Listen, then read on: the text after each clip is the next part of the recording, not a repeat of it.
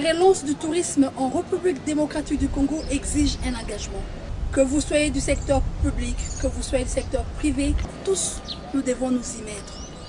L'organe technique habilité à promouvoir le tourisme tant à l'intérieur qu'à l'extérieur de la République démocratique du Congo est l'Office national du tourisme. Du tourisme, une tribune que l'Office national du tourisme met à la disposition de ses partenaires pour faire valoir leurs activités. Immense pays au cœur de l'Afrique. Quand le tourisme et le développement durable se rejoignent. Quand le potentiel touristique enchante. Découvrez le monde, découvrez la RDC. La nature dans toute sa diversité.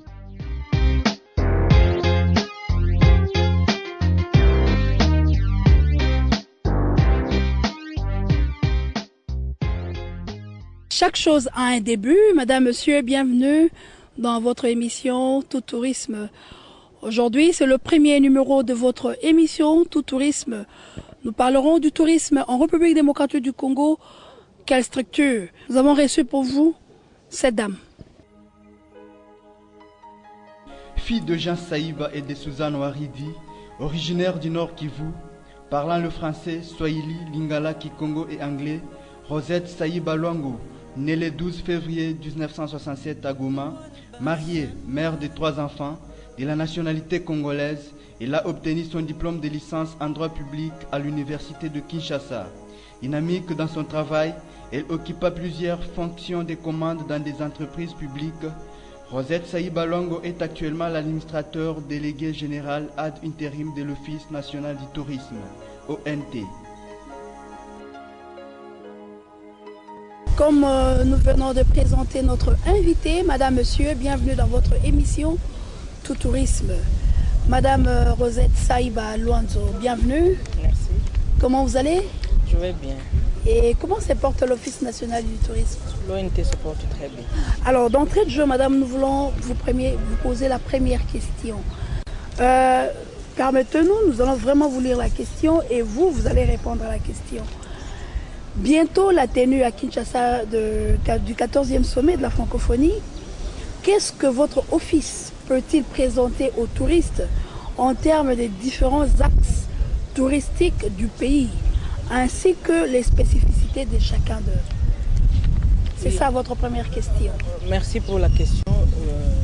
Nous avons principalement 5 axes.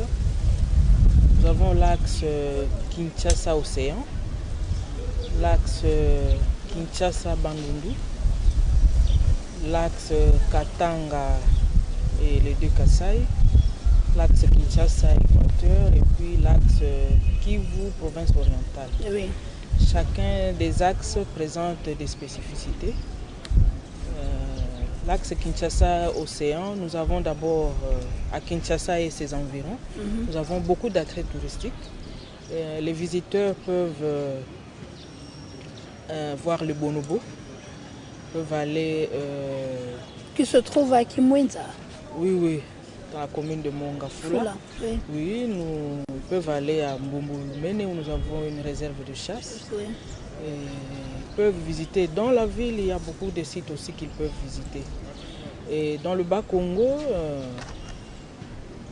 nous avons pas mal de sites, pas mal d'attraits touristiques qu'ils peuvent visiter. Entre autres, nous avons le jardin botanique de Kisantu. Nous avons Zongo, les chutes de Zongo, nous avons Inga, nous avons Matadi Belvedere et le monument aux porteurs, nous avons le baobab de Stanley, nous avons à Mwanda, nous avons la plage de Siamfumu, nous avons la marmite des esclaves et beaucoup d'autres sites. Je voulais savoir, tous ces sites que vous présentez aux différents touristes qui viendront ici en République démocratique du Congo, sont des sites catégorisés ou non catégorisés? Comment vous allez vous entreprendre à ces points de vue? Oui, il y a des sites qui sont classés et d'autres qui ne le sont pas. L'ONT gère les sites non classés, mais il fait la promotion de tous les sites de la République démocratique du Congo. Ok. Oui, donc l'ONT est là pour faire la promotion du tourisme congolais. Donc tous les sites qui soient classés ou non, l'ONT doit en faire la promotion. Alors, nous passons à la deuxième question. Je vais vous lire, madame. Kinshasa, important centre culturel de la République démocratique du Congo, manque atrocement des musées ouverts au public, retraçant l'histoire du pays ou représentant toutes ses richesses culturelles. Menez-vous des démarches dans ce sens auprès des autorités concernées par la question? Oui, il est vrai que nous n'avons pas beaucoup de musées ici à Kinshasa, mais pas seulement à Kinshasa, mais partout en République démocratique du Congo. Ce que nous pouvons demander aux autorités gouvernementales, c'est de penser à cet aspect de choses. Dans le Bas-Congo, nous avons beaucoup de sites historiques, mais qui ne sont pas aménagés. À l'instar de Gorée, nous pouvons dans le Bas-Congo avoir beaucoup de sites qui peuvent attirer beaucoup de touristes. Parce que nos frères sont partis en Amérique, les esclaves sont partis en Amérique, ils sont passés par Siamfoum, par le Bas-Congo. Donc il est vraiment grand temps que nous puissions penser à l'aménagement de tous ces sites pour que les touristes viennent en grand nombre les visiter. Il ne faut pas seulement appeler les touristes à venir visiter les vestiges, mais il faut qu'ils visitent des sites bien aménagés. Il faut que les sites soient bien aménagés, que ce soit vraiment des attraits touristiques. Le potentiel est là, mais il faut... Oui, alors nous voulons savoir si à votre niveau, en tant que l'administrateur général chargé de la promotion du tourisme en République démocratique du Congo, si vous menez des démarches dans le cadre de réalisation des différents musées. C'est ce que nous voulons savoir. En dehors de notre musée national, si on peut aussi instaurer beaucoup d'autres musées au travers de la République démocratique du Congo. Oui, notre souhait est que cela soit fait. À notre niveau, nous, en tant qu'Office national du tourisme, nous sommes en train de nous battre pour que les sites historiques soient réhabilités. Je venais de parler tout à l'heure des sites que nous avons au Bas-Congo. Il n'y a pas qu'au Bas-Congo, nous en avons dans le Maniema, les marchés des esclaves, le célèbre marché des Tipo-Tipo et Bongolutete. Oui, ce sont là des sites vraiment que nous devons réhabiliter pour l'histoire. Nos frères sont partis, ils ont été vendus. Et il faut que... Et d'ailleurs, ceux des Noirs américains qui cherchent leurs origines, ils veulent bien venir, même en RDC, chercher leurs origines. Mais si ces sites ne sont pas aménagés, s'il n'y a pas de voie d'accès, comment ils viennent? Et nous-mêmes, comment nous allons faire la promotion? Donc, notre souci est que tous ces sites-là soient réhabilités, soient mis en valeur. La construction des musées, oui, c'est une bonne chose. Nous, quand nous allons dans des conférences dans notre pays, on nous fait visiter des musées, mais pourquoi pas chez nous? Ça serait une très bonne chose. C'est notre demande au gouvernement pour que soient construits des musées. Des musées qui reprennent l'histoire, non seulement l'histoire, les musées qui retracent les institutions qui ont dirigé le pays, les musées qui retracent l'évolution du système agricole, donc tous les secteurs de la vie. Est-ce qu'en rapport avec le 14e sommet de la francophonie dans notre pays, vous avez essayé un peu de faire répertorier tous les différents sites que nous avons, que vous allez distribuer à des différents touristes qui voudraient aller visiter ces différents sites? Je voulais savoir un peu. Oui, nous avons du matériel promotionnel que nous avons produit à cet effet. Et ceux des visiteurs qui voudront visiter, je m'excuse pour la répétition, qui voudront visiter certains sites, ils sont les bienvenus. Nous avons beaucoup de sites qu'ils peuvent visiter ici à Kinshasa. Et le matériel promotionnel est fin prêt que nous allons remettre aux participants au 14e sommet de la francophonie. Ça sera comment la procédure? Ça sera avant? Ça sera distribué dans des différents hôtels? Ça sera distribué à partir de l'aéroport, à l'entrée déjà au pays? Ça se faire comment? Oui, nous avons un bureau à l'aéroport, un bureau d'information à l'aéroport. Nous avons du matériel promotionnel dans ce bureau. Et justement, la distribution commence à l'entrée. La distribution commence à l'entrée. Nous allons déployer nos différents matériels dans les différents sites d'hébergement. Nous serons présents au Palais du Peuple. Nous aurons un box au Palais du Peuple. Nous serons également au village de la francophonie, au stade des Martyrs. Donc, nous allons nous déployer à tous ces endroits et nous allons distribuer le matériel promotionnel pour que tous les participants sachent ce qu'il y a comme richesse en RDC. Et nous pensons que les ressources humaines sont vraiment conséquentes. Hein? Oui, toutes nos hôtesses et tous nos personnels. Mais bien vous avez recruté des nouvelles figures? Non, nous avons des compétences à l'Office national du tourisme, Okay. Nous avons des guides, nous avons personnel bien formé et tout ce personnel sera déployé sur les sites. Mais avant qu'il ne soit déployé, nous allons procéder à un atelier d'information, de remise à niveau. Okay. Parce que le 14e sommet, c'est quand même un événement spécial pour la RDC. Surtout pour l'Office, Oui. dont la mission est de faire la promotion du tourisme. Voilà. Madame, je passe à une autre question. Je vais vous lire la question. Quelle relation votre office entretient-il avec les promoteurs hôteliers ainsi que toutes les structures étatiques impliquées d'une manière ou d'une autre dans le processus d'accueil de touristes? Les opérateurs du secteur du tourisme sont nos partenaires privilégiés. Oui. Parce que la promotion, nous ne pouvons pas faire une promotion pour nos beaux yeux. Oui. Lorsque nous faisons la promotion du tourisme, nous vendons l'image de notre pays. Qui dit vendre l'image du pays, dit aussi vendre l'image des structures d'accueil. Les touristes qui viennent doivent être logés, nourris, doivent se déplacer.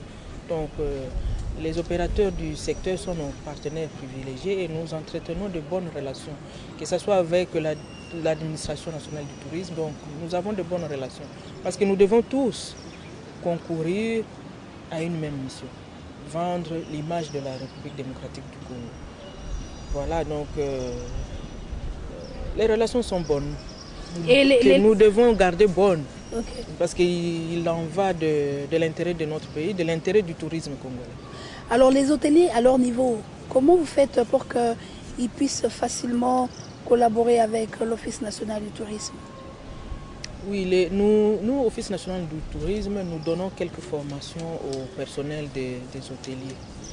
Et nous avons de bonnes relations, je venais de le dire, nous leur donnons des formations et ils participent aussi à certaines réunions internationales. Au niveau de la SADC, l'ORECA participe régulièrement. L'ORECA, c'est quoi, madame? C'est l'association des hôteliers, restaurateurs et tenanciers de café. Ok. Oui. Ils participent régulièrement aux réunions de la SADC. Donc, à ce niveau-là, il y a harmonisation des normes de classification des hôtels. Nous sommes membres de la SADC et nos partenaires doivent aussi prendre part à ces travaux. Nos partenaires, eux, ils sont du secteur privé, mais nous aussi du public, nous y allons ensemble pour que nous puissions évoluer au même niveau, au même diapason. Parce que nous sommes tous concernés par cette matière.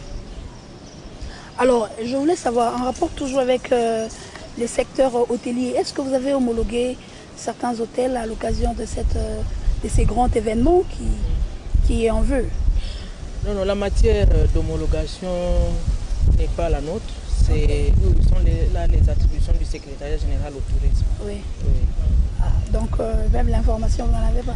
Bon, c'est sûr, les nouveaux hôtels, il y a beaucoup de nouveaux hôtels qui ont été construits. C'est sûr qu'avant de construire, tous ces opérateurs passent d'abord par le secrétariat général.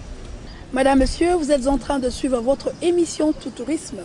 C'est une émission spéciale où nous allons continuer à recevoir tous les dimanches, recevoir l'Office national du tourisme qui est notre sponsor officiel. L'Office national du tourisme dont l'objectif est de promouvoir le tourisme en République démocratique du Congo. Alors aujourd'hui, nous avons reçu pour vous Madame Saïba Luanzo qui est l'administrateur général ad intérim de cet office.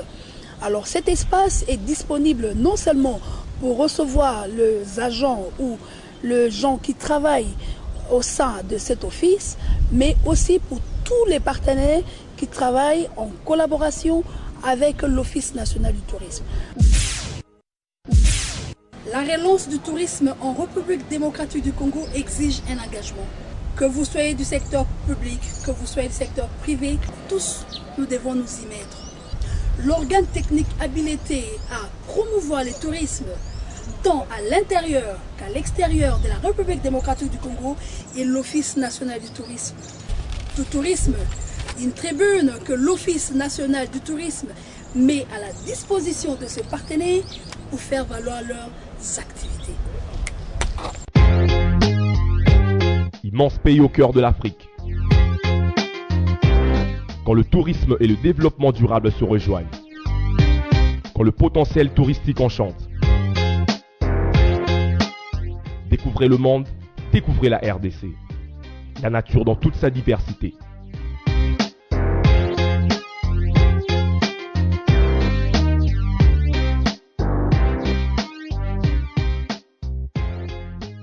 Madame, nous revenons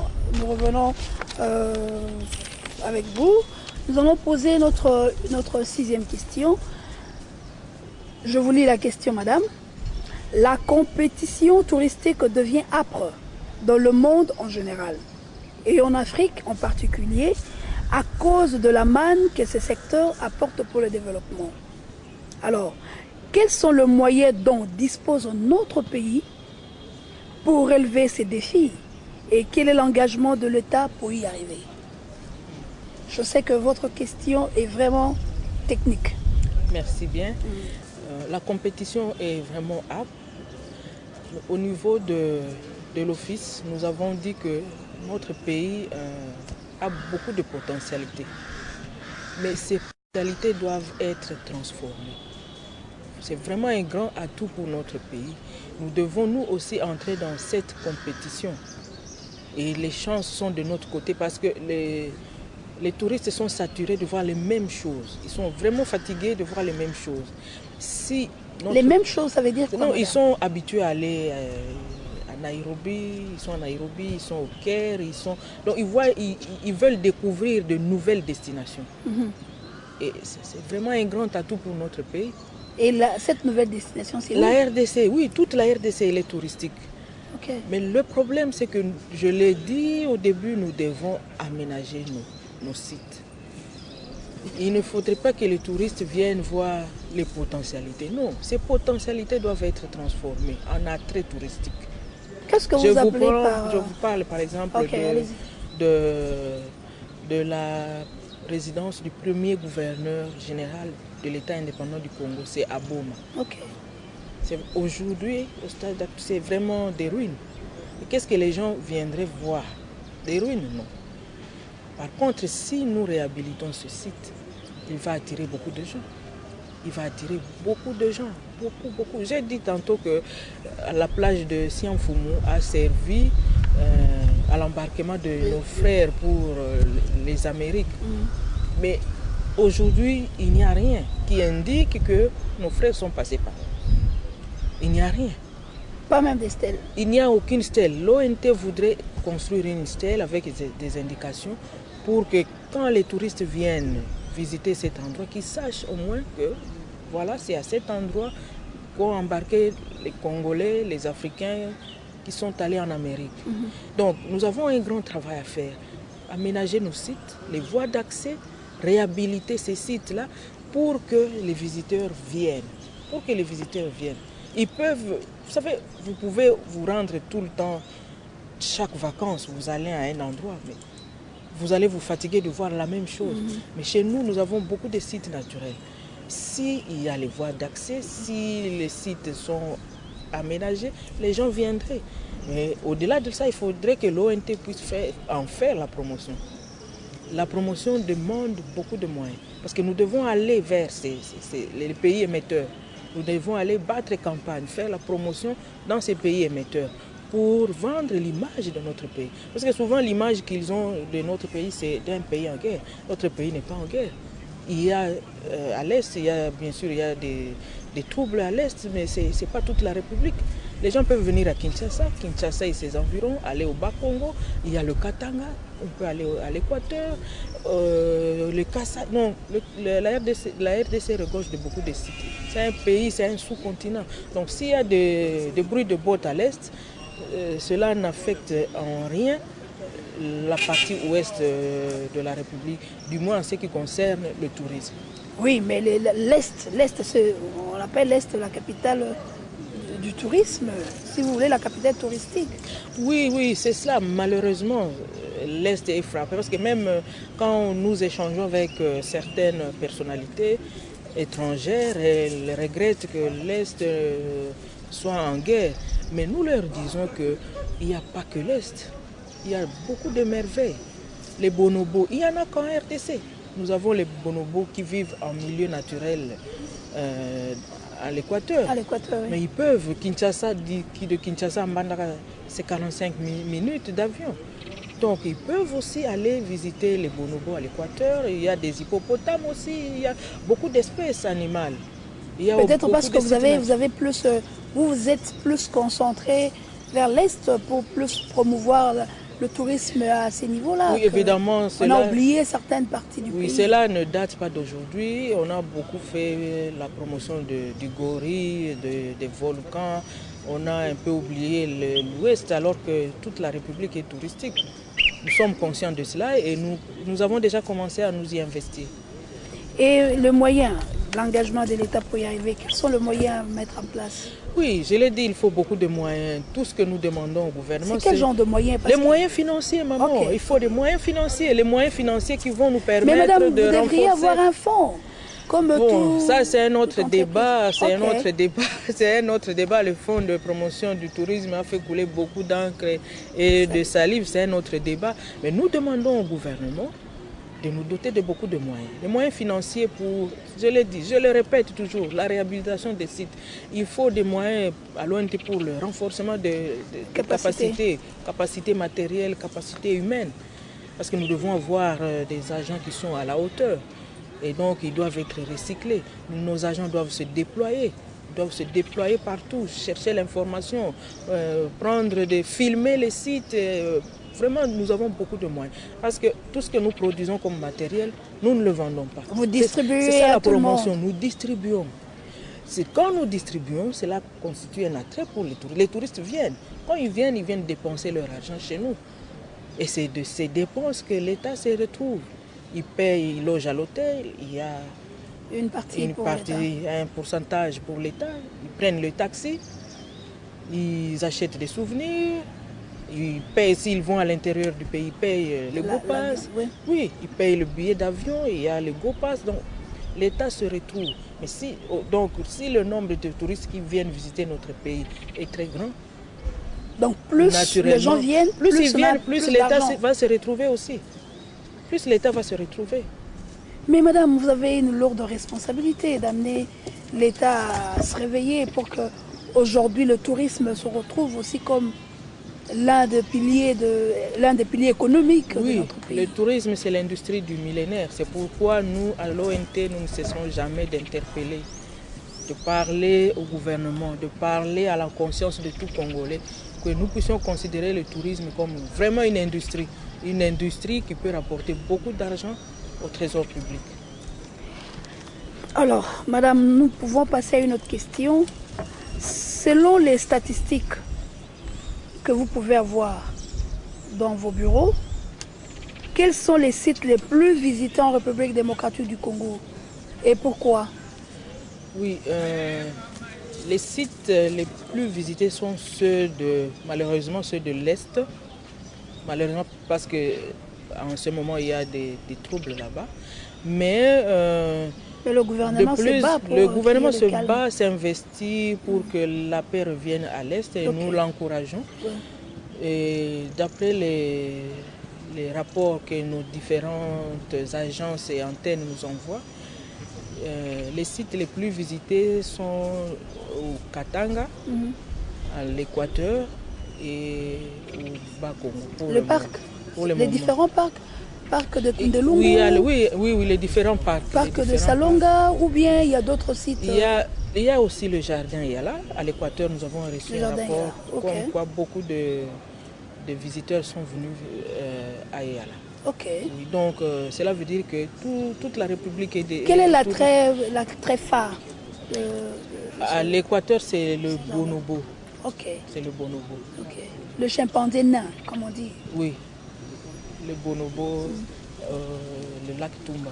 Ok. Aux environs du lac Toumba. Donc c'est plus le jardin? Oui, oui. Le jardin est allé et le parc de la Salonga. Salonga. Ok. Une autre question, madame. Quel a été les buts? Dernièrement, vous avez été au Bas-Congo avec les ministres de l'Environnement, Conservation de la Nature et du Tourisme, Monsieur Sampoutou, Son Excellence Monsieur Sampoutou. Alors, on voulait savoir quel a été les buts de votre récente visite dans la province du Bas-Congo et quel constat avez-vous fait? Oui, nous avons accompagné notre ministre dans sa visite de travail au Bas-Congo. Et il était question qu'on fasse l'état des lieux et une évaluation du secteur en environnement, conservation de la nature et tourisme. En ce qui concerne le tourisme, il y a eu des problèmes qui ont été soulevés par les opérateurs.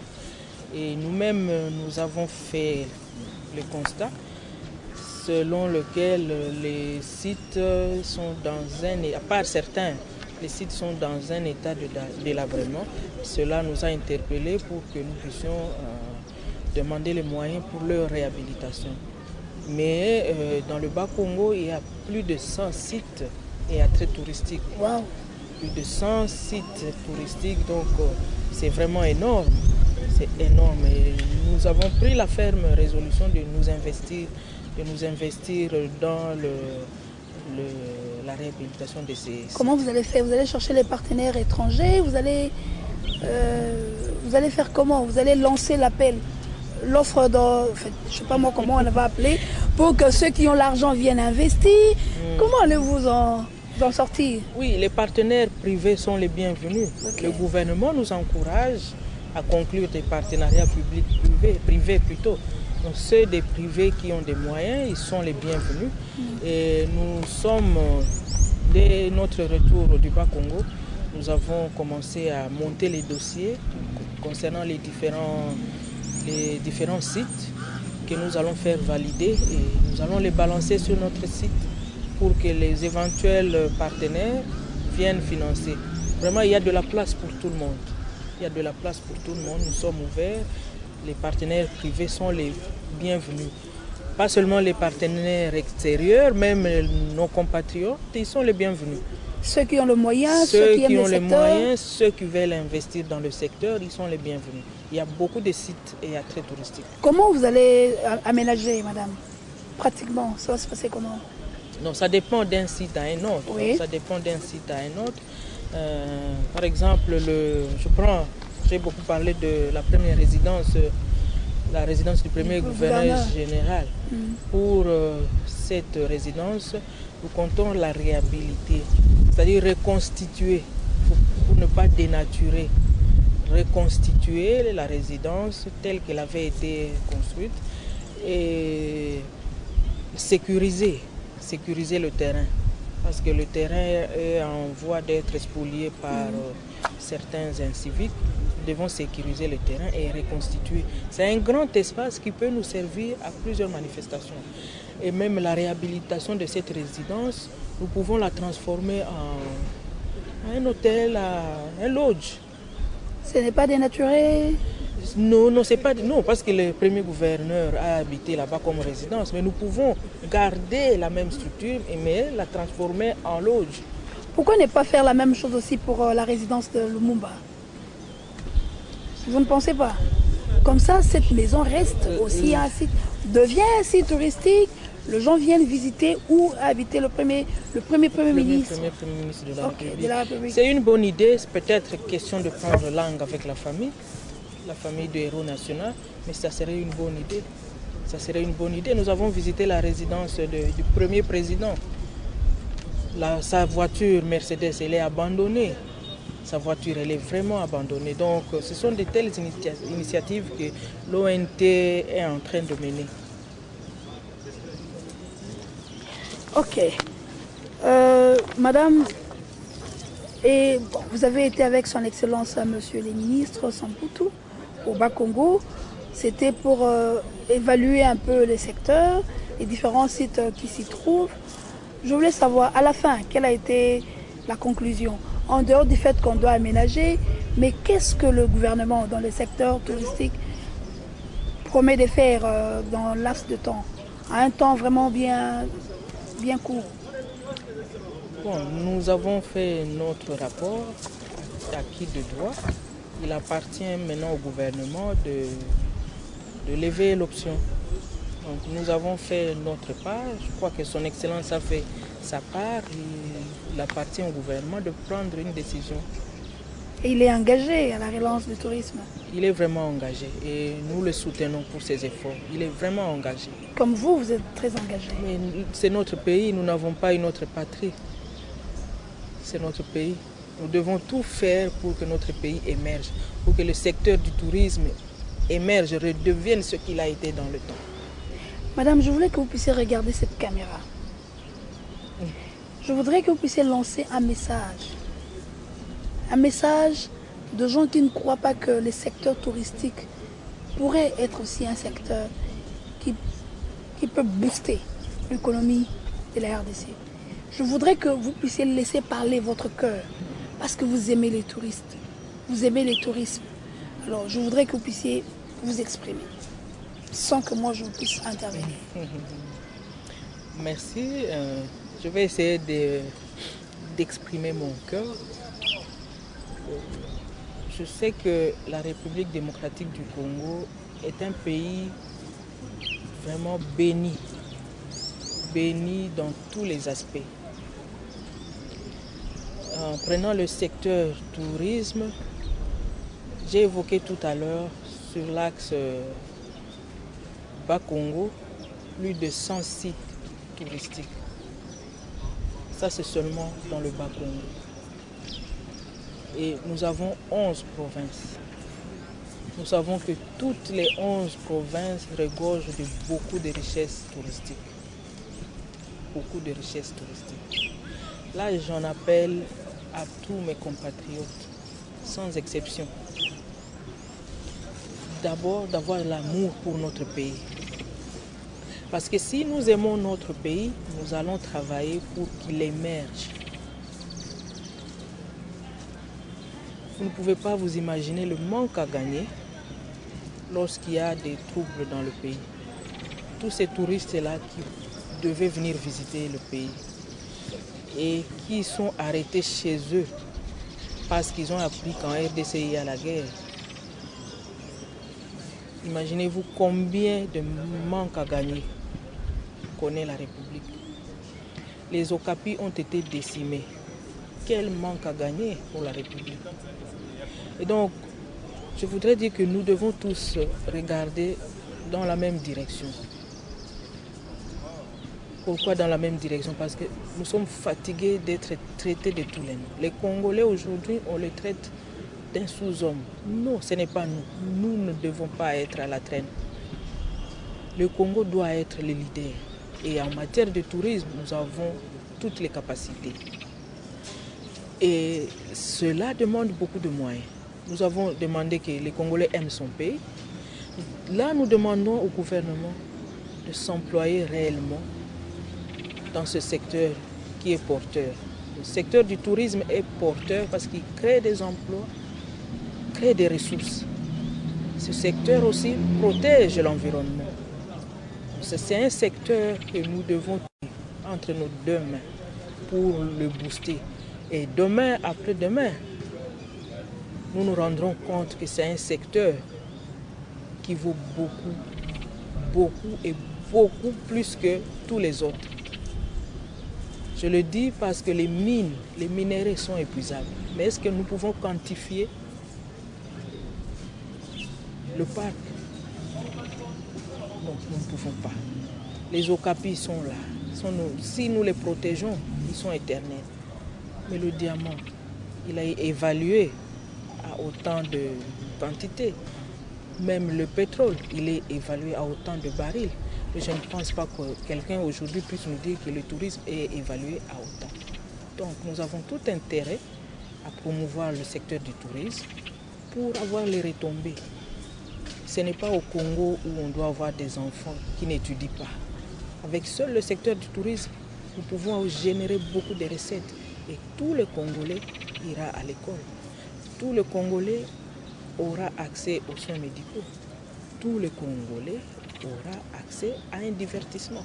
Le tourisme n'est pas un domaine privilégié. Nous tous, nous devons faire le tourisme. Voilà en quelques mots mon message. Là, c'était les cris de cœur de Madame Saïba, Madame la DG. Nous allons poser une dernière question à Madame. Je vais vous lire la question, Madame. Dans les cas spécifiques relatifs du sommet de la francophonie, comptez-vous impliquer les opérateurs qui accompagnent les secteurs touristiques? La toute dernière question. Oui, les opérateurs du secteur sont impliqués au premier chef parce qu'ils vont loger, ils vont recevoir les différents participants. Ils vont nourrir, ils vont mettre à leur disposition les moyens de transport. Et dans le cadre de la collaboration entre l'Office national du tourisme et les opérateurs du secteur, il y a un module qui est prévu pour un recyclage. Nous devons parler un atelier de renforcement des capacités. Nous devons parler avec nos partenaires. Nous devons nous rassurer que toutes les dispositions sont bien prises pour l'accueil de nos différents visiteurs qui vont arriver, qui ont déjà d'ailleurs commencé à arriver. Ok, Madame, un mot de la fin?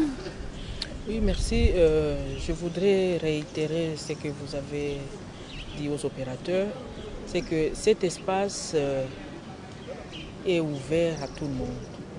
Tous les opérateurs sont les bienvenus pour présenter leurs produits. Et l'ONT, en tant qu'institution, organe technique du gouvernement chargé de la promotion du tourisme, met à leur disposition cet espace pour qu'ils viennent parler, faire eux aussi promouvoir leurs produits et ainsi promouvoir aussi le tourisme de la RDC. Donc, ils sont les bienvenus. L'espace est vraiment ouvert, ils sont les bienvenus pour venir parler et promouvoir leurs produits. Madame Saïba, merci. C'est moi qui vous remercie.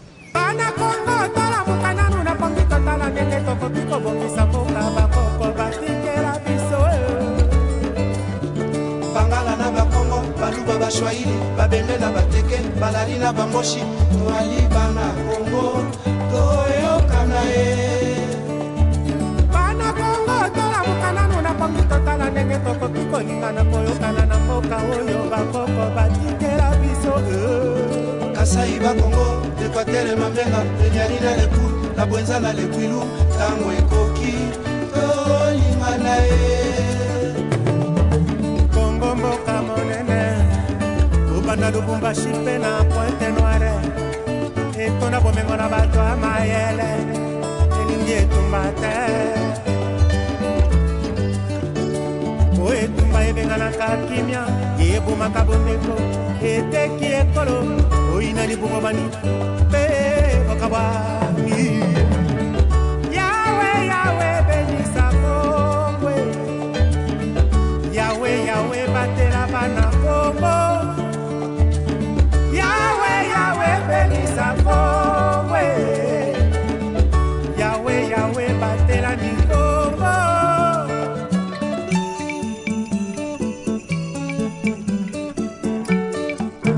independence chacha tozuie okimponza chacha tubakini otableron chacha baganyeo odipanda chacha tozuie tango etani na mokili ya kongo kongo molili esili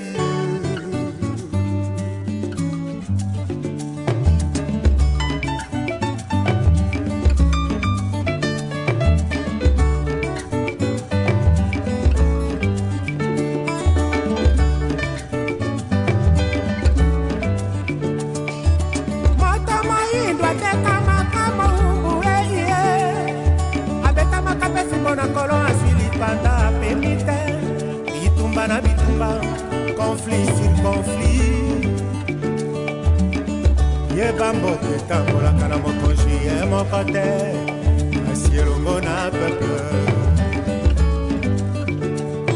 imbwa azali na makolo maneki alandaka nzela seaka ye bakonzi ya Kongo bakambi ya Kongo bakonzi ya Kongo bakambi ya Kongo Denis Sassou Nguesso Ochombe mondial Joseph Kabila. La relance du tourisme en République démocratique du Congo exige un engagement. Que vous soyez du secteur public, que vous soyez du secteur privé, tous nous devons nous y mettre. L'organe technique habilité à promouvoir le tourisme tant à l'intérieur qu'à l'extérieur de la République démocratique du Congo est l'Office national du tourisme. Tout tourisme, une tribune que l'Office national du tourisme met à la disposition de ses partenaires pour faire valoir leurs activités. Immense pays au cœur de l'Afrique.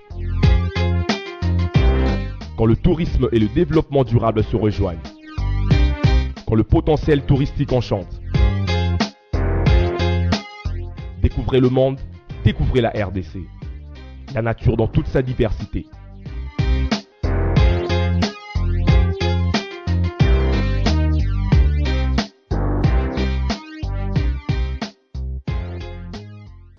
Nous croyons que vous avez aimé votre émission, le premier numéro de notre émission Tout Tourisme, qui a connu le soutien de l'Office national du tourisme, l'ONT. Nous avions reçu pour vous aujourd'hui Madame Rosette Saïba Luango, qui est l'administrateur général de l'Office national du tourisme. Merci et à la prochaine.